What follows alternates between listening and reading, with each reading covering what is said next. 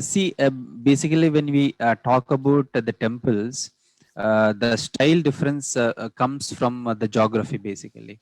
The North Indian or Nagara style of temples, they are constructed in sandstone. Okay, more of sandstone Okay. is used. And when it comes to South India, the temples are Mm. constructed in the granite. Okay, because that is the stone that is found in large there. And in Nagara style of temples, generally when we see, okay, we have a shikara or the tower that goes very high into the sky. But when it comes to South Indian temples, Dravida temples, okay, we do not, though it is a shikara, okay, we call it as a vimana. So, but then a slight difference is the plan of the shikara, or okay, because the shikara lies or grows on the garbhagriha, or the sanctum sanctorum, where we have the chief deity. Okay, the Mula Virat we call. So that is basically a square plan. But when it comes to Dravidian temples, okay, the plan or the plan of this Vimana is basically octagonal. Okay, much more than the four sides. Okay, you have 6 to 8, okay, 12 sides. That is one thing, and roughly it, okay, more or less it looks like a kind of okay, circular structure.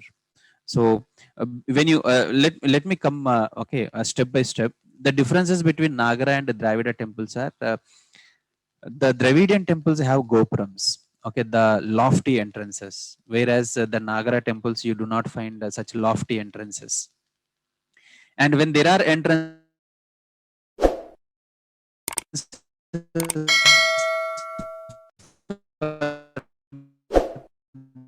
Dravida temples obviously, so the wall construction around the temple is called as prakaram. Prakaram in the sense the compound wall. So if a compound wall is a square or a rectangular compound wall, it will have four entrances and four gopurams will be there. And if there are many layers of prakarams, so all the layers of prakarams will have different entrances. So the number okay, increases or decreases. Okay, visa. And then next, when it comes to North Indian temples, you do not find gopurams because there are no prakarams or okay, the official okay, the proper compound.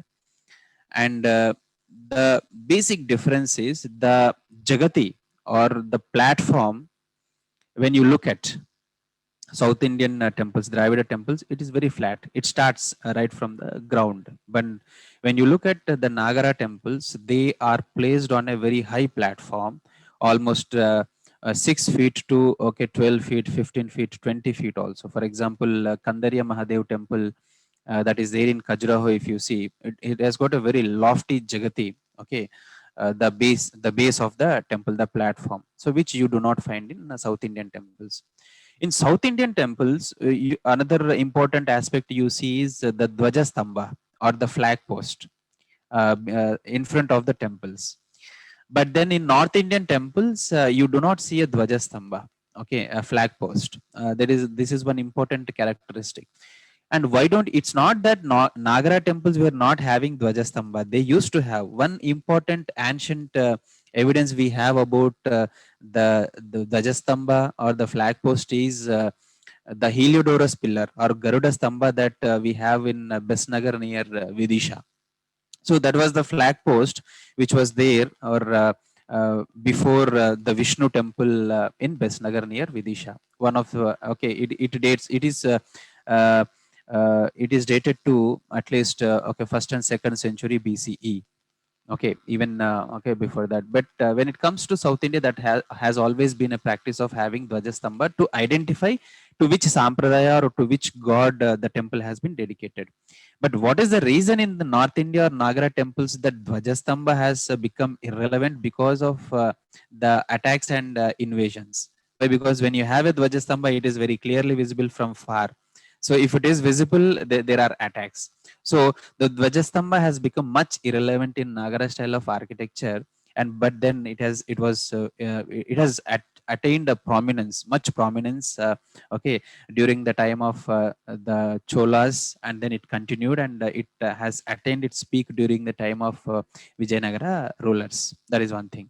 And then one another important okay, a practical difference, okay, that is visible between Nagara and Dravida temples is, in Dravida temples you have Balipitam.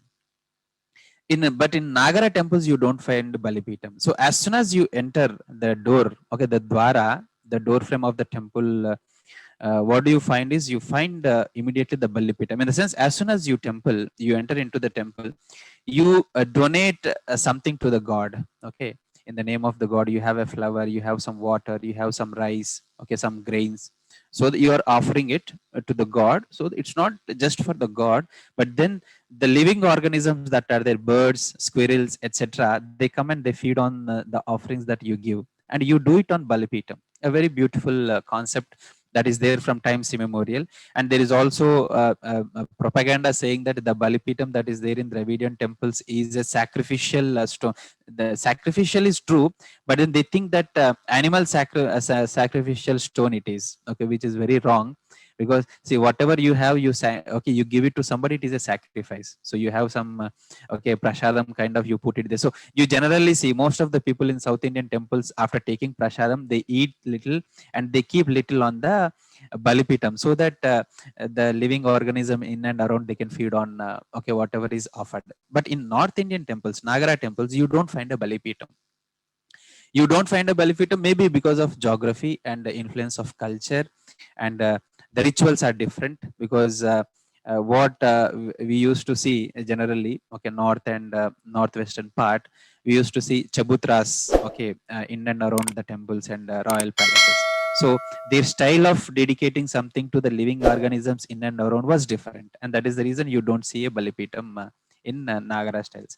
And after Balipitam, it's not like it's not there in Nagara and it is there in Dravida, but one important aspect is the Vahana Mandapa.